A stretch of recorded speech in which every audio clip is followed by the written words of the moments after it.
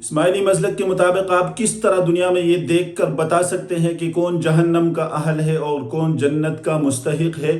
یہ چیز ہم 2 آیتوں کی باطنی تفسیر کر کے آپ کے سامنے واضح کریں گے، جو اسماعیلی کتب کے اندر واضح طور پر لکھی گئی ہے۔ تو چلیے ہم دیکھتے ہیں، ان آیات کی طرف آتے ہیں۔ تو اللہ فرماتے ہیں لہا 7 ابواب لکل باب منہم جزء مقسوم۔ اللہ فرماتے ہیں کہ جہنم کے لیے 7 دروازے ہیں، ان میں سے ہر دروازے کے لیے انسانوں میں سے جزء مقسوم ایک مخصوص حصہ ہے، یعنی ہر دروازے کے لیے ایک مخصوص حصہ ہے۔ تو اس جگہ پر 7 دروازے اللہ نے جہنم کے بتائے ہیں۔ اصل میں جس کے پاس علم باطنی نہیں ہے وہ جہنم کا اہل ہے، اور جس کے پاس علم باطنی ہے وہ جنت کا مستحق ہے۔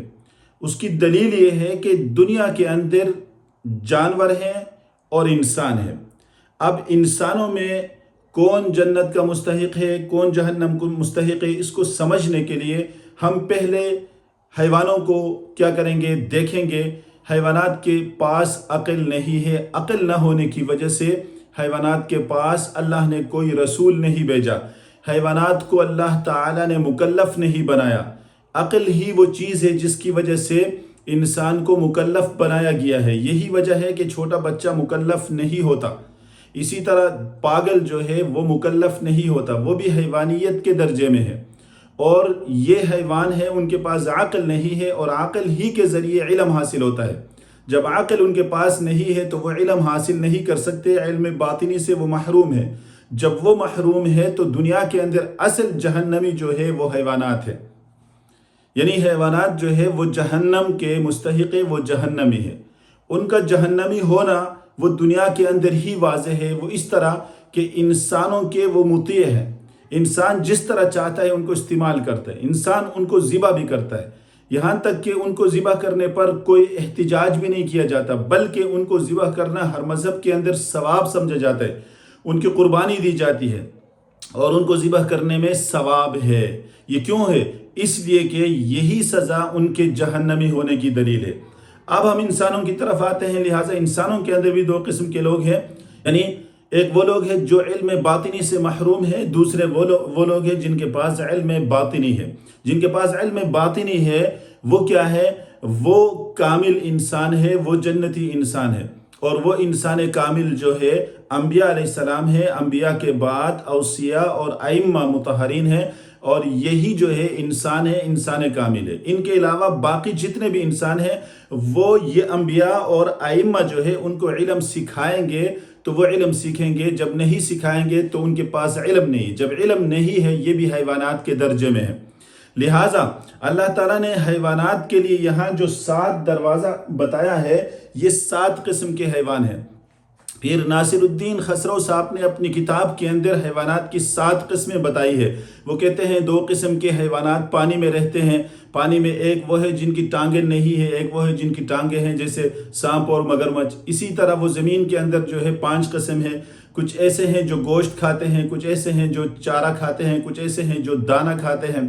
اس طرح کر کے وہ 5 قسم خشکی میں بناتے ہیں اور 2 قسم سمندر کے اندر بناتے ہیں، بنا کر کے کہتے ہیں کہ یہی کل حیوانات ہیں جو کیا ہے 7 قسموں پر موجود ہیں۔ تو یہ لہا 7 ابواب، جہنم کے 7 دروازے سے یہی مراد ہے کہ یہ جہنمی ہے، یعنی ان کا جہنمی ہونے کا یہ مطلب نہیں ہے کہ وہ ادھر کہیں کوئی جہنم مخصوص جگہ ہے جہاں لے جا کر ان کو ڈال دیا جائے گا، بلکہ جہنم کا جو تصور ہے وہ اس مسلک کے اندر یہ ہے کہ یہاں انسان اگر تکلیف میں ہے تو وہ کیا ہے، کسی کی غلامی میں ہے، تکلیف میں ہے، مشقت میں ہے، یہی جہنم ہے، یہی سزا اس کے لیے جہنم ہے۔ چونکہ حیوانات غلامی میں ہے، حیوانات جو ہے وہ انسان سے خطرے میں ہیں، انسان ان کو مارتا ہے، ان کو ہر قسم کی تکلیف پہنچاتا ہے، یہی جہنم ہے۔ اس کا ذکر اس کے اندر موجود ہے، 7 دروازے ہیں، 7 قسم کے حیوانات کے لیے بیان کیے گئے ہیں۔ اور انسان، اب جو انسان کامل ہے، انبیاء اور اس کے بعد جو ہے ائمہ حضرات، یہ تو انسان ہے، کیونکہ ان کے پاس علم ہے، تو باقیوں کے پاس علم نہیں ہے تو وہ حیوانات کی طرح ہے۔ اب ان حیوانات میں سے، انسانوں میں سے جو چور ہوگا، یہ قرآن خود بتا رہا ہے، کہتے ہیں قرآن نے بھی یہ بات بتائی ہے کہ انسان جو ہے وہ بھی ان حیوانات کی طرح ہے۔ وَمَا مِن دَابَّةٍ فِي الْأَرْضِ، نہیں کوئی چوپایا ہے جو زمین میں ہے، वला ताइर, न कोई परिंदा है, यतीरु बिजनाहि, जो अपने परों से हवा में उड़ता है, इल्ला उममुन अम्सालुकुम, मगर वो सब के सब तुम्हारी तरह की जमातें हैं।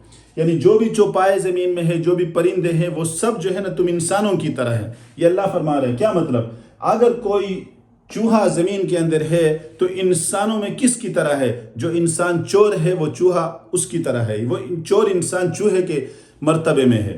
और जो इंसान झगड़ालू है वो भेड़िया की तरह है। अल्लाह ने फरमाया कि चौपाए के अंदर जो जमातें हैं इस तरह इंसानों में भी है। झगड़ालू लोगों की जो जमात है वो भेड़ियों का रेवड़ है। इसी तरह अगर कोई हराम खोर है, सूद खोर है, हराम खाता है, हराम खोरों की जो जमात है वो सुअर की तरह है, सुअर की जमात की तरह है। लिहाजा अब इसमें आगे वो ये फरमाते हैं कि फिर हैवानों में दो किस्म के हैं। कुछ हैवानात ऐसे हैं कि जो हराम है, इनका गोश्त नहीं खाया जाता, और कुछ हैवानात ऐसे हैं कि जिनका गोश्त खाया जाता है। तो अब जाहिर बात है अंबिया और आइम्मा जो है ये कामिल इंसान है, बाकी जो है ये इंसान नहीं है। तो फिर हलाल और हराम की फ़र्क का क्या मतलब है? हलाल इंसान यानी हलाल हैवान की तरह इंसान वो इंसान है जो नेक है, परहेजगार है, तो वो लेकिन इल्म ना होने की वजह से फिर भी वो हैवान ही के बमंजिला है। तो इनके बारे में हुक्म यह है कि जिस तरह हैवानों को इंसान क्या करता है, पालतू करता है, अपने पास रखता है, पालता है, उनकी परवरिश करता है, इसी तरह ये जो परहेजगार और नेक जो आप आइम्मा की इताअत करे, अंबिया की इताअत करे और उसके बाद आइम्मा और इमाम ज़मान की इताअत करे, तो इमाम को चाहिए कि वो उनको इल्म सिखाए और उनको अपने करीब करे। और जो हराम जानवर है, शेर है, भेड़िया वगैरह है, इससे मुराद वो लोग हैं जो इताअत पे नहीं आते, अंबिया की इताअत नहीं करते, आइम्मा की इताअत नहीं करते, इमाम ज़मान की इताअत नहीं करते।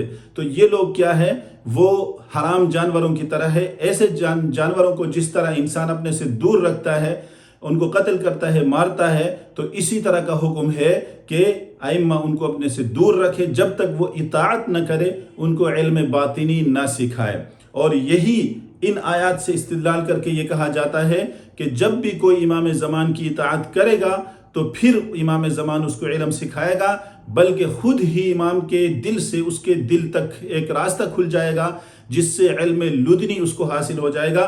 वो खुद ही कुरान की तावील करना सीख जाएगा। और ये इल्म अल्लाह की तरफ से इमाम की इताअत के ऊपर जो है मौकूफ़ है। जो नहीं करेगा तो वो जहालत के अंदर है। जहालत, जिस तरह हैवान जाहिल है, इसी तरह ये इंसान भी जाहिल है। इस जहालत के अंदर ये जहन्नम का मुस्तहिक रहेगा।